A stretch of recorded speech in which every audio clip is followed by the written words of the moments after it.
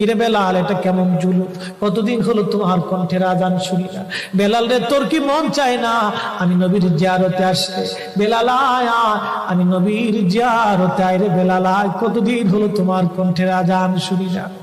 স্বপ্ন যখন নবীজি দেখাইছে, এ মুসলমান, হযরত বেলাল সুদূর সিরিয়ার দামেস্ক থেকে পাগলের মতো দৌড়াইলেন, পাগলের মতো ছুটে আসলেন। যখন মদিনাতে আসলেন তখন তাহাজ্জুদের সময় চলতেছিল। তাহাজ্জুদের সময় চলার সময় হযরত বেলাল রাদিয়াল্লাহু আনহু কাঠের জালি দিয়ে তখন রওজা শরীফ ঘিরে রাখা ছিল।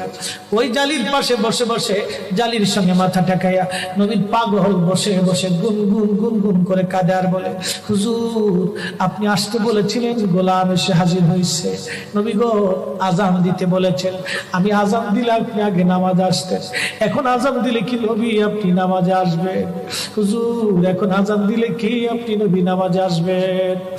নতুন মুয়াজ্জিন আসছে আজান দেওয়ার জন্য, এসে দেখে নবীর মুয়াজ্জিন বেলাল কাঁদে।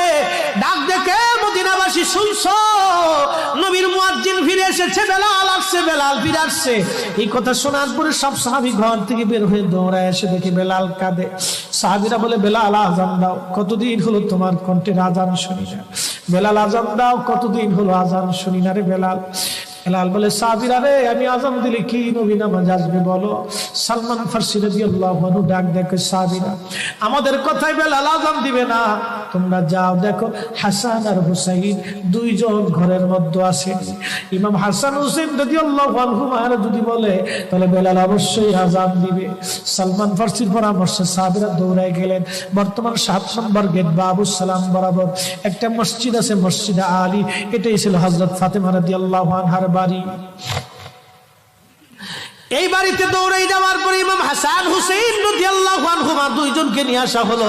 দুইজনকে নিয়ে আসার পরে হযরত ইমাম হাসানকে দেখতে আমার নবীর মতো দেখা যাইতো, চেহারাটা রাসূল করিমের চেহারার মতো ছিল।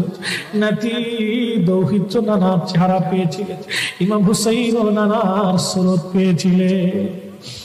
দুই ভাই নানার সুরত পেয়েছিলেন। হযরত বেলাল রওজা শরীফ থেকে উঠে হযরতে হাসানের বুকের মধ্যে মাথা ঠেকায় কাঁদতেছে, ইমাম হুসাইনের বুকের মধ্যে মাথা ঠেকায় কাঁদে।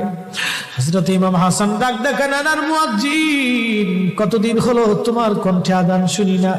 যেই কণ্ঠ দিয়ে নানার আজান শুনাইতা, যাও গো ওই কণ্ঠ দিয়ে আমাদেরকেও আজান শোনাইয়া যাও। যখন হযরত বেলাল ইমাম হাসান এই কথা বললেন, হযরত বেলাল দৌড়ায় গেলেন। যেই বনু নাজ্জার গোত্রের মহিলা সাহাবীর ছাদের উপরে দাঁড়ায় বেলাল আজান দিত। আবু দাউদের 519 নম্বর হাদিসের মধ্যে আসছে, প্রত্যেক ফজরের নামাজের সুবহ সাদিকের আগে বেলাল দাঁড়াইতেন। দাঁড়ায় আজানের আগে বলতেন, আল্লাহুম্মা ইন্নী আহমাদুকা ওয়া নাস্তাঈনুকা আলা কুরাইশিন ইউকিমুদ্দীনাক। প্রত্যেক ফজরের আজানের আগে এই দোয়াটা পড়ে বেলাল আজান শুরু করতেন। হযরত বেলাল রাদিয়াল্লাহু আনহু আজকে তাহাজ্জুদের আজান দিতে গেছে। আজান দিতে যাওয়ার পরে হযরত বেলাল যখন আজান দিলেন, আল্লাহু আকবার, আল্লাহু আকবার, আজানের মধুর ধ্বনি সারা মদিনার রন্দে রন্দে ছড়িয়ে গেল। মদিনার ঘর থেকে সব সাহাবী বের হয়ে দৌড় মারছে। আবার যখন বলেন আল্লাহু আকবার, আল্লাহু আকবার, সব সাহাবী, মহিলা, বৃদ্ধ, বনিতা ঘর থেকে বের হয়ে দৌড় মারছে। যখন বলল আশহাদু আল্লা ইলাহা ইল্লাল্লাহ, মদিনার ঘর থেকে সব মহিলারা ঘর থেকে বের হয়ে দৌড় মারছে রে, আর কান্না করে নবী বুঝি ফিরে আসছে রে। আবার যখন বলেন আশহাদু আল্লা ইলাহা ইল্লাল্লাহ, তখন মদিনার মানুষ কান্না করতেছিল, গুন গুন গুন গুন করে কান্না করে। মদিনার ভিতরে আওয়াজ বের হয়ে গেল, নবী বুঝি আসছে রে, নবী বুঝি ফিরে আসছে রে, নবী বুঝি ফিরে আসছে রে, নবী বুঝি আসছে। হযরত বেলাল যখন বলেন আশহাদু আন্না মুহাম্মাদুর রাসূলুল্লাহ, মদিনার মাটিগুলি থরথর থরথর করে কেঁপে উঠছে রে। মদিনার মানুষের কান্না বেড়ে গেল।